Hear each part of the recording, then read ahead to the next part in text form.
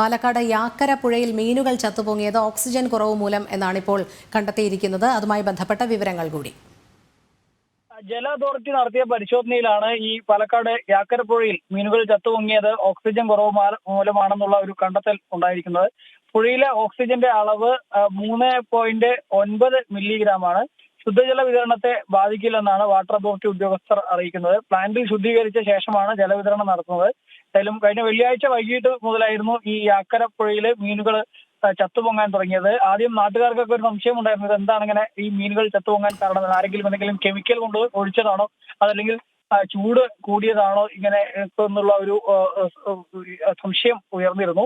നിലവിൽ ഏതായാലും water authority വെള്ളം എടുത്ത് പരിശോധന ഉൾപ്പെടെ നടത്തിയിട്ടുണ്ട്. ഈ പരിശോധനയിൽ പ്രാഥമിക സൂചനയാണ് ഇപ്പോൾ പുറത്തു വന്നിരിക്കുന്നത്. ഈ പുഴയിൽ മീനുകൾ ചത്തുപൊങ്ങാനുണ്ടായ സാഹചര്യം ഓക്സിജൻ കുറവ് മൂലമാണ് എന്നുള്ളതാണ്.